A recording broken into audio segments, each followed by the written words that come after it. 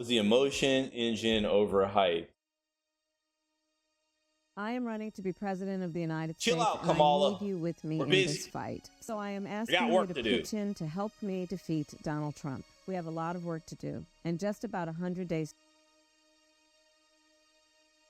When I go back and think about console launch, But chill out. Chill out, music. Chill out, Yoshida. it's hard to imagine any more hype leading up to a launch than the Sony PlayStation 2. The Just turn Nintendo this. 64 is certainly up there, with its silicon graphics in the living room and bringing the arcade to the home on the Nintendo Ultra 64 And it's its nonsense. own section. But the PS2, that was something else. When it released in 2000, it took the world by storm. It promised the future of video games. Many of us saw the power of what the PlayStation 2 could do thanks to the many tech demos that we saw in 1999. These demos all ran in real time, and the thing that really stood out for me was the graphics and fidelity was a massive step up from the PlayStation 1. In fact, its leap represents the single highest graphical jump from any one console generation to another.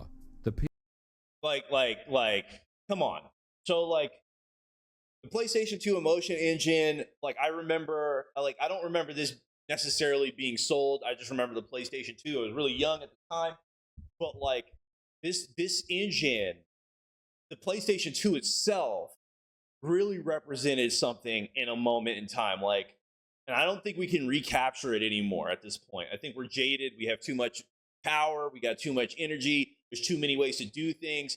And, like, essentially, game development was like, okay, we're working in a very tiny box. We're working with so many limitations. We need to find ways to make this work, and convey our artistic ideas, convey our interactive artistic ideas. But, like, the PlayStation, Nintendo 64 brought us 3D, right? I believe so. I have to check it up, but N64 brought us 3D. Then the next generation, like, you get PlayStation 1 and you're able to play, or PSX, I think it's called. You get to have access to, 3D, Tekken, all those different things. But, like, PlayStation 2, it felt different. Like, the games that you were seeing were like face melters, like that whole generation, PlayStation 2, GameCube, Xbox. I'm just gonna keep it at the PlayStation 2. But, like, from PlayStation 1, Nintendo 64, those were a big deal. From that to PlayStation 2 era, that was like, one small step for mankind, the second step to freaking Neon Galaxy 6. It was insane. PS2 was the total package, right down to the futuristic boot-up startup sequence and the distinct purple hue color of its discs. And the hardware supported DVDs for both games and movies. And of course, it was fully backward compatible with PlayStation 1 games. But at the top of the PlayStation 2 hype train was the new custom chip, dubbed Emotion Engine. This chip was found inside every PS2 and is the heart of the system. And even if you are not someone who's technically minded, the chances are you've probably heard the name Emotion Engine before. And this is because Sony marketed the Emotion Engine in such a way that made you feel like you were stepping into a whole new world.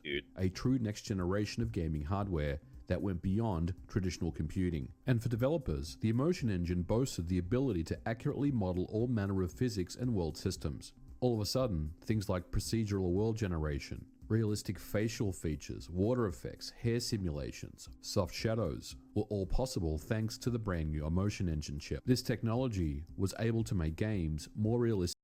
Dude, like, come on. Like, let me make sure. Like, I like seeing weird's going on. But anyway, like, just from hearing this, like, immediately you can kind of see what the Emotion Engine kind of brought immediately into gaming and the capabilities that you were able to achieve. In the past, you weren't able to simulate procedural generation. Like, come on. We didn't have that before the PlayStation 2. Like, soft shadows, like, you can't convey certain ideas, can't convey certain, like, graphical feats of work without doing some tricks to get it to happen. Like, now it's kind of built in. Like, come on. Nowadays you get water physics, you get all these different things right out the box. Like, it's free, it's easy. Well, dude, this was huge when this came out at first. Huge. and varied, and this level of performance in real time is what Sony calls it emotion synthesis. This single chip would be responsible for this push to realistic 3D worlds, better physics, and simulations. However, for all this to be achievable, at its core, the emotion engine is not one chip. It actually combines a MIPS CPU clocked at 294 MHz with two very important additional co-processors and various other. Oh, Brayden depressing. has amazed me. He's so strong. You hear about cancer, but you don't ever think. Holy smokes. Let's get back to control PlayStation chips, 2. memory, and interfaces. Dark. In short, extracting the very best out of the emotion engine required all these systems to be running in parallel with little to no stalling. And it all Let's make sure we're capturing some of this as well. So it brought innovations such as air physics, water physics, procedural generation, soft lighting. Crazy. Anyway, continuing. required a very skilled programmer. Sony would market the emotion engine with the implication that they had something that the competition didn't. The Sega Dreamcast was initially the PS2's main rival. Let's be real, all right? I wanted one of these suckers back in the day, but I already had the PlayStation 2. I already had the GameCube, and I think we went with the Xbox. You know, Xbox I think was the last one we got. Dreamcast sucked. All right, like I'm sure it had some games on there, and it did have some like nice games. Jet Set Radio, they brought you to see Crazy Taxi there, but bro, just get yourself one of those three. Dreamcast, as you can see, Sega's relegated to making Sonic games for the rest of their life.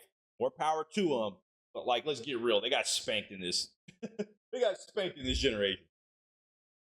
And then the Microsoft Xbox, Nintendo GameCube would arrive a year later in 2001. But many were left feeling disappointed at the launch of the PS2. Sure, there were some good games here. My personal favorite was Tekken Tag Team. Others would enjoy games like SSX and of course Ridge Racer 5. But the main issue here was the games initially didn't seem to be any better than what we saw on the Dreamcast. In fact, many would say they were worse. The Dreamcast was a true games console, with many games being at arcade perfection or near it. And of course, we have to talk about Shenmue. In 1999, the action-adventure title featured environmental details, numerous interactive they objects, were going hard. a full They were day-and-night going system, variable weather effects, NPC characters, and a really awesome assortment of... I was talking smack, but them boys was going hard off the rip. But as you can see, it did not last forever. Of Sega arcade minigames. And people would start to question Sony's reputation and marketing around the emotion engine. Can it really do anything that the Dreamcast hasn't already done before it? And what about the up-and-coming GameCube and Xbox hardware launches? Was it a case of Sony overhyping the hardware just to sell more consoles? Or was the emotion engine a real thing that could do everything that it was advertised to do? The answer is yes, but getting to that stage would take some blood, sweat and tears. At this point, it's easy to write off the PS2 as the weakest of all the 6th generation consoles, but I think that this is subjective, and in the right hands, the PlayStation 2 could outperform any other console at the time. When Sony launched the PS2 in 2000, the first year was developers mostly coming to terms with the hardware. This would be a paradigm shift in how traditional computation development was done. In order to take advantage of the PS2, the developer needed to think differently, think in parallel, running many tasks at once, streaming data around the bus, and minimizing stalls. The PS2 was designed to be remarkably efficient at handling some pretty complex tasks without relying on traditional methods of data processing.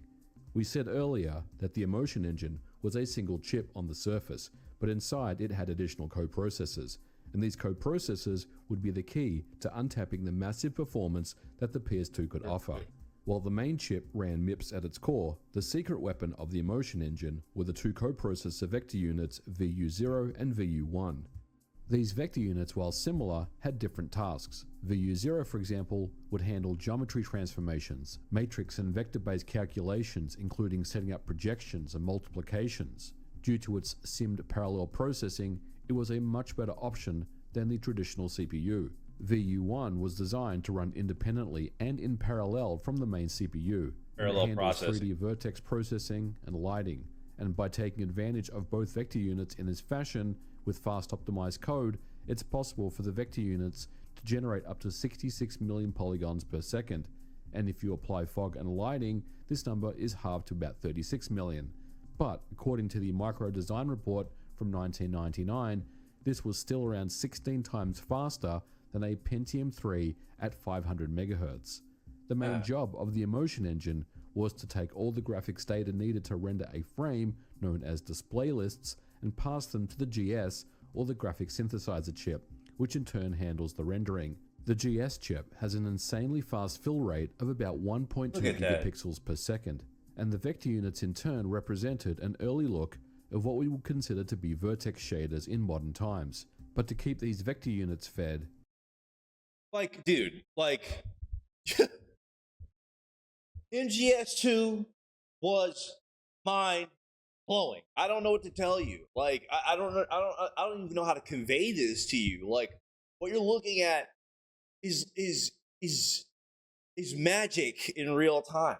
Like, that leap from, you know, like, this is MGS2, but that leap from that to Metal Gear Solid 1.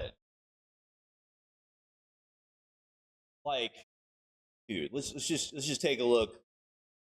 Just skip through real quick. What are you talking about? Like, look at The that. terrorists are threatening the White House. They say if they don't accede to their demands, they'll launch a nuclear weapon. Sweet Jesus. Is it possible? It's possible. They could launch a nuke.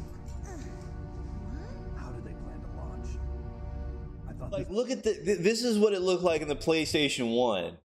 And then it went from that handles the to rendering. this. The GS chip has an insanely fast fill rate of about 1.2 gigapixels per second. How and is the that even vector units possible? in turn represented an early look of what we would consider to be vertex shaders in modern times. But to keep these vector units fed required some precision. And the PlayStation 2 Emotion Engine had arguably the most important chip, known as the DMA controller, or DMAC, which offered developers Dude, come on. No, come on. First, we're going to start this. I feel like I got too many processes running for some reason. This is a little slow. Shouldn't be. That's why I scan my computer. But, like, dude, you went from this. place was just for keeping the dismantled war. You know, the frames aren't even keeping up. Which, this is a feat in and of itself. At the time, this is a big feat. To like the most shaded, highly active. That game. This and the vector units in turn represent more like this is closer to the more modern systems, like than anything I've seen. Like this is way in the past. This is way in the future. This was like a mark, a point in time, for real. Like a point in time where the PlayStation kind of showed its ability to kind of pop off. Look how soft the lighting is, dude. Come on. An early look of what we would consider Rain to effects, be vertex everything. shaders in modern times. But to keep these vector units fed required some precision. Like, it was a big deal to walk around in Metal Gear Solid 1 and then have your footsteps be behind you, like, in the snow. Like, that was like, blah, like, whoa. But this... And the PlayStation 2... This happened, like, you know, like, a few years after I got done playing Metal Gear Solid. I was a little young and I didn't understand how to beat it. You know, they had all these fancy, wonky ways of you know, playing it. But, like, dude, come on. Like, it's out of this world. It's out of this world how night and day those two systems are. Like, it's crazy. Emotion Engine had arguably the most important chip, known as the DMA controller, or DMAC, which offered developers a smart way to move data to the GS with 3 different pathways to get there. So for example, during code execution, the vector unit could be generating vertex data while at the same time texture data could be sent to the VRAM via the DMAC. This could all be done at the How many times will you keep applying to jobs until you realize you won't get a 6-figure job as a software developer? They love ads. same Holy time crap. to maximize the PS2's bandwidth. Hope you One get of some the real more money interesting off you, bro. demos that I remember was known as V-Universe. The objective here was to create a graphically interesting demo using only the 16 kilobytes of program memory and the 16 kilobytes of data memory of the PlayStation 2's VU1 vector processing chip, and this is the result. It's quite remarkable. Sony would frequently host competitions to see what developers could do with only the use of the VU1 chip, and some of these demos are amazing. By late 2001, developers started to get more experience in understanding the Emotion Engine architecture and really started to show off the power of the PlayStation 2. And there are a few interesting examples of how developers took advantage of them. The first is Silent Hill 2, Holy crap. arguably the very best game in the series. It took the original PS1 version, which used fog to not only create the suspense and the mood for the game, but more importantly, used it to hide technical issues with rendering 3D on the PlayStation 1. Wow. But on the PlayStation 2, Silent Hill 2, the fog was used in a completely different way, applying many alpha textures and took advantage of the vector units and the high fill rate to create one of the most unique fog layers that's instantly recognized if you're a survival horror game fan. It also featured dynamic real-time lighting and soft shadows, and these features sound pretty trivial in today's age of consoles, but the PS2 at the time was the only system really capable of pulling off these effects. The original Xbox port of Silent Hill 2, while it is a port and very good, the fog effect has been reduced. It's simply just not the same. And if you side by side this in comparison, if you stand in the same spot, you can see exactly what I'm talking about. Whoa. And while the original Xbox had a more powerful GPU and a faster overall raw performance, porting some of these VU effects to DirectX 8, which was the supported version at the time on the original Xboxes, meant that some sacrifices had to be made. Like, dude, okay, so that kind of lends to the point, like, I made way back in the beginning of the stream. Like, they had to be creative. Those limitations that you see and that you're dealing with when developing, for their systems, that's where their creativity shined. You had to make it work. You only have so much processing power. You only can do so many operations. Like, that to me is what kind of brought out the best in video gaming. Like, your ability to problem solve, your ability to add little technical tricks, little funny things, like I said, using the mist and the fog. This is talking about the PlayStation 1 version of Silent Hill. Using the fog to kind of hide the more technical rendering issues that they were dealing with at long distances. Like, using that to kind of convey, one, to ship out a working product that people would like to buy, but two, they used that limitation to convey the more horror aspect of the game. So, like, we're seeing when they brought it to the PlayStation 2, now they had, well, one, you had to learn how to use the system. So that limitation was you need to figure out how to work with these processors in the right ways to make it shine, really. Now what you see with the PS2, they have the creativity to think about, this fog creates a certain atmosphere. This pushes this horror angle.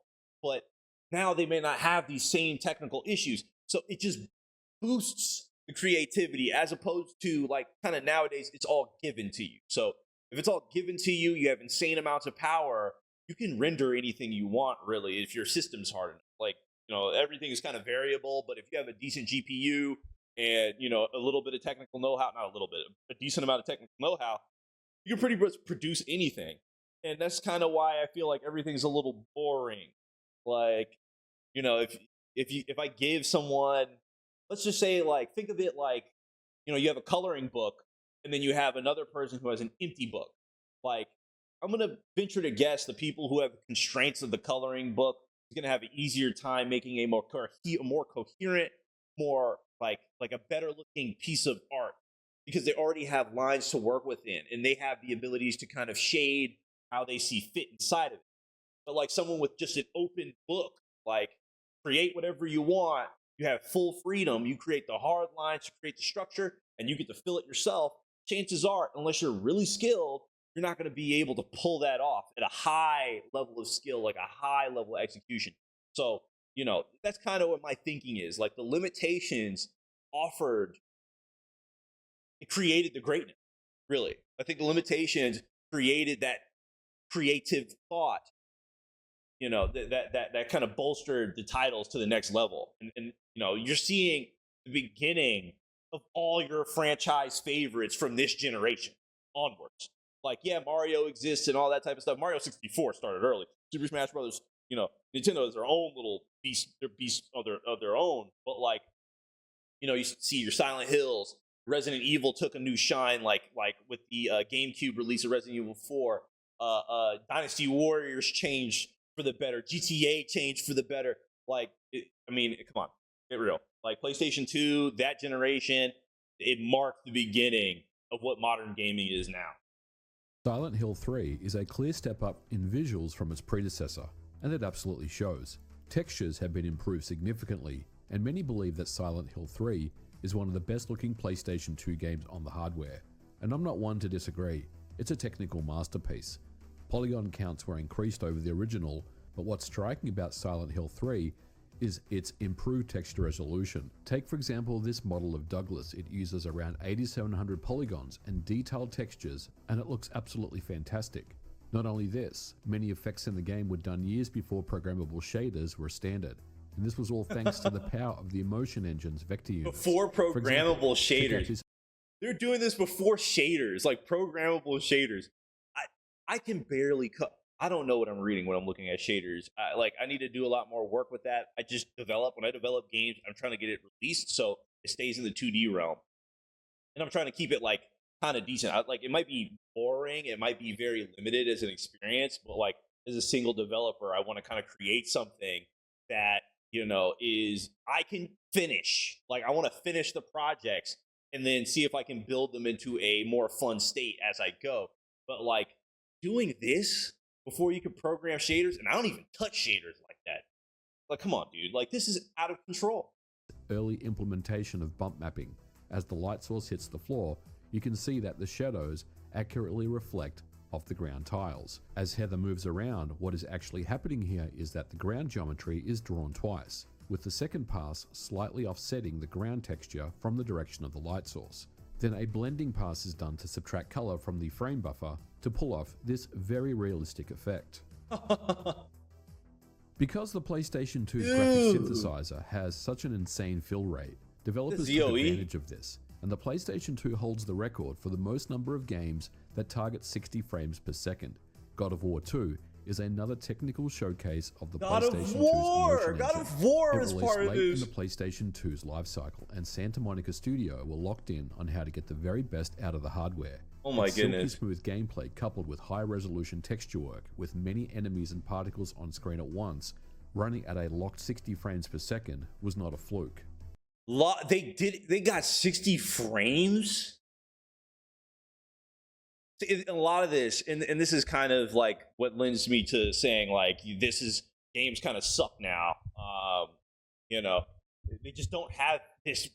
You don't have to work this hard to get this. Like 60 frames is a given. Really, you're a piece of garbage if you're not running at 120. But like 60 frames, like with the limitations they had at that's baffling to me. And these type of titles, like these were the most fun versions of these titles. They were fresh. This was all fresh. But how does a game manage to look so good and never drop a single frame? The game uses a fixed camera system that moves on a rail depending on where you are in the level, which means that it focuses on only what's on screen at all times and streaming in predefined geometry data as Kratos moves around the level, and the effect works incredibly well. Like I said, again, the limitations. They had a concept, hey, we want to target 60 frames. We want to make a very seamless and fun gaming experience. You know what we should do? We got to solutionize. It's kind of like what Resident Evil did, we want to have a horror vibe. Let's have the controls be a little weird and have a fixed camera state. That should lend to the horror vibe. It changed later on, but like this fixed camera state allows them to process better, allows them to stream in data, feed data better. They're able to produce a beast of a product. It's kind of like you're in a movie. Like you have the movie, you have the camera on the rails, and you have a set, and you're gonna play the action in the set. instead of the camera being over your shoulder and like you're existing in a world, it was like you're existing in a movie. But the vector units weren't only used for particle and interesting post-processing effects either, because the PlayStation... You might think you know another ad, dude. They have You're leveled sick freaks. It's all garbage. PlayStation 2 only had Like, a small amount of VRAM. Listen, man. Developers were challenged to innovate in how games could be designed. Listen, man. Ads are cool and all, but like, I don't care about any of this stuff. I don't know what a bespoke post is, but I don't want a Kodiak grizzly bear head in a bowl that incense smoke falls over. I could care less about that. I know it's just crap you want me to spend money on, but like, to make it crap I want to buy anyway. Streaming data in real time would now be possible. Traditionally, level data is loaded in statically and fit within the bounds of system memory and VRAM. Developers had to make sacrifices to load in as much data as possible and separating gameplay using loading screens, which would unload old level data and bring in new level data as needed. But thanks to the powerful DMAC chip, streaming technology in several PlayStation 2 games were considered groundbreaking at the time. For me personally, I remember the first time I played GTA 3 on the PS2. Graphically, it didn't look particularly amazing. That would come later with San Andreas. But one thing that was apparent was that Rockstar knew how to program the PlayStation 2. The entire overland map of Los Santos is streamed in real time, taking full advantage of the vector units with no loading. Jak and Daxter, the precursor's legacy. You see what I'm saying? It started everything. GTA is a $1 billion franchise. Like, PlayStation 2, it went from this top-down thing, arcade shooting thing, chaos simulator, to your 3D, and they actually figured out how to procedurally generate the map as you're driving through it, eliminating a lot of load screens. Bro, this is a face melter.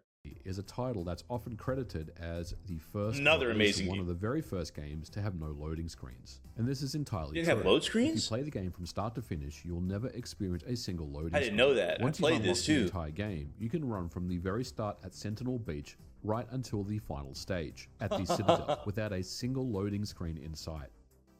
Metal Gear Solid 2 is one of the earliest games I remember that completely blew me away in its presentation. It was a clear generational leap in technology from the PS1 game, and again, thanks to the high fill rate of the hardware, meant that we saw some incredible, for the time, real-time cutscenes and effects. The entire game is a cinematic showcase, featuring real-time dynamic and self-shadows. Wow. And of course, the rain effect on the tanker level is one of the most notoriously difficult things to replicate on anything other than original PS2 hardware, at least for many, many years. On the PS2, the effect is effortlessly rendering at 60 frames per second. On the Xbox port of MGS2, with an even more powerful GPU, it simply can't keep up, and the frame rate is reduced to 30 FPS.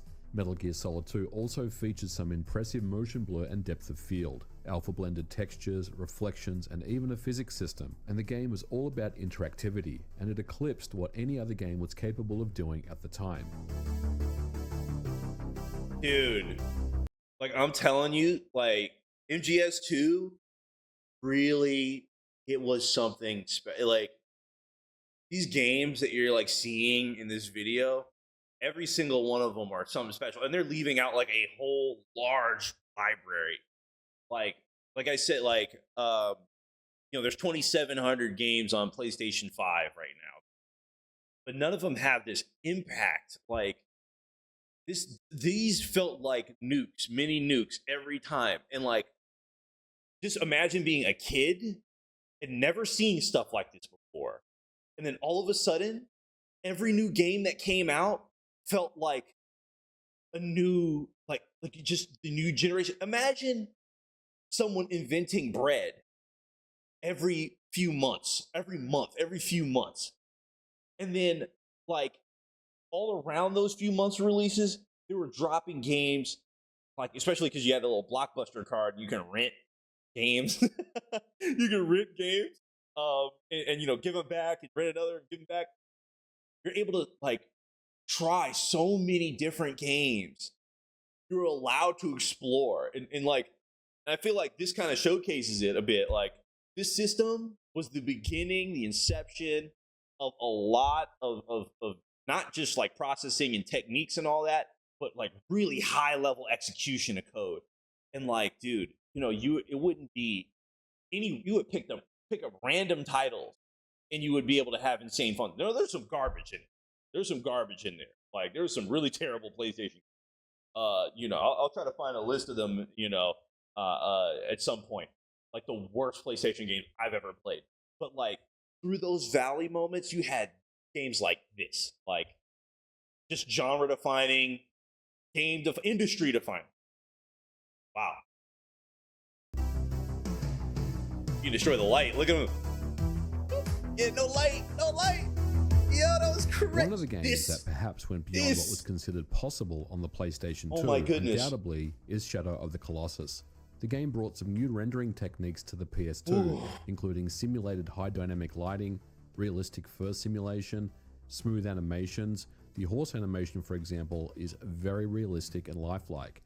The game also comes with 2 different motion blur systems, both on the scenery itself and as well as the character when it's performing its animations. There's also a very nice soft shadow implementation in the game. But of course, the Colossi fur effect is possibly one of the most unique rendering techniques on the PlayStation 2. At a high level, it's combining 6 or more multiple texture layers with similar texture geometry duplicated multiple times to give off the effect. The game uses clever use of alpha blending and vertex lighting to simulate the color of the fur.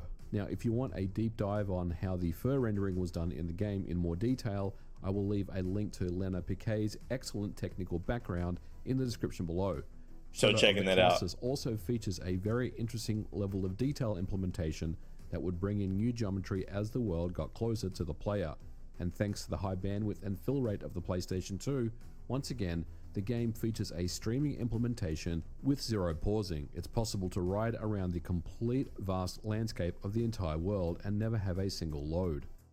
The game, like, again, this is another one. Like, hey, Breath of the Wild, this is your grandpa.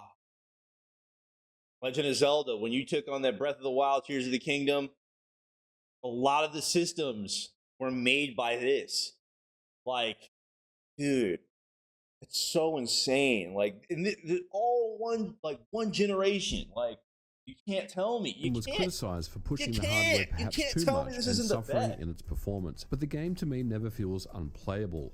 Shadow of the Colossus is a true masterpiece and a swan song for the PS2 itself, and I do recommend you check it out if you haven't played the game before. Please do. Either the original game on the PlayStation 2, perhaps via emulation, or the PS3 or even PS4 remasters by Bluepoint.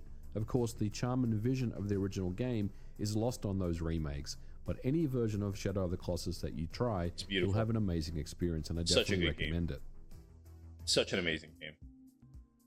So in conclusion, after a slow start, the Emotion Engine with its vector units was an amazing solution to solve big problems at the time, increasing the number of polygons on screen to create realistic environments and characters. And the PlayStation 2 wouldn't have been the same without it. It's the soul of the hardware, and while it wasn't perfect, its lack of anti-aliasing, for example, is one of the main drawbacks. It brought games to a new generation, and while the Xbox and GameCube were on paper more powerful than the PlayStation 2, the hardware really shined when the experiences were built exclusively for the PS2. So with that all said, was the Emotion Engine overhyped? Definitely not. Once developers knew how to program on it, and after a slow start, it would truly be a next generation breakthrough. The problem is, there's just more than one way to get the job done. The Xbox used brute force to often eclipse the PS2 in terms of performance. It didn't have vector units, but it did have a fast CPU, GPU, and a built-in hard drive.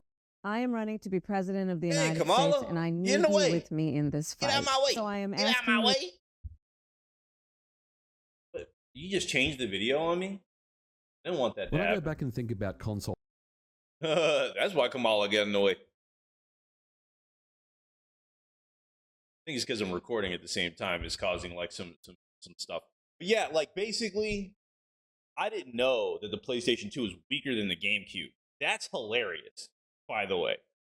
Never in a million years did I think, after seeing all this, because I'm trying to remember the GameCube. They had some like real technically, powerful moments inside their catalog. It just didn't match what the PS2 was doing. Like, maybe it was the titles, maybe it was the art direction, but like, I had no clue that the GameCube was stronger than the PlayStation 2. I can't wait to do some research in the GameCube, but like the PlayStation 2 just felt like this open world, this open box of just endless possibility for real. And like, I guess it was that, again, they have the limitations. They already listed the limitations out. Since it's weaker than the GameCube, I mean, dude, like those limitations made them work crazy hard on producing something insane. So no, I'm really a big fan of this. You had a program on it, and after a slow start, it would truly be a next generation breakthrough. The problem is, there's just more than one way to get the job done. The Xbox used brute force to often eclipse the PS2 in terms of performance. It didn't have vector units, but it did have a fast CPU, GPU, and a built-in hard drive for fast streaming, for example. But let me know your thoughts about the PlayStation 2 and the Emotion Engine hype in the comments below. And let me know if there was a game that I didn't cover in this episode that comes to mind being something that blew you away back in the day. Of course, there are many more examples that I haven't covered in this episode, but I definitely want to hear what you guys have to say in the comments below. But we are going to leave it here for today's episode. Thank you so much for watching. If you did like it, please don't forget to leave me a thumbs up, and I'll catch you guys in the next episode. Bye for now. Yeah, dude. Nonsense.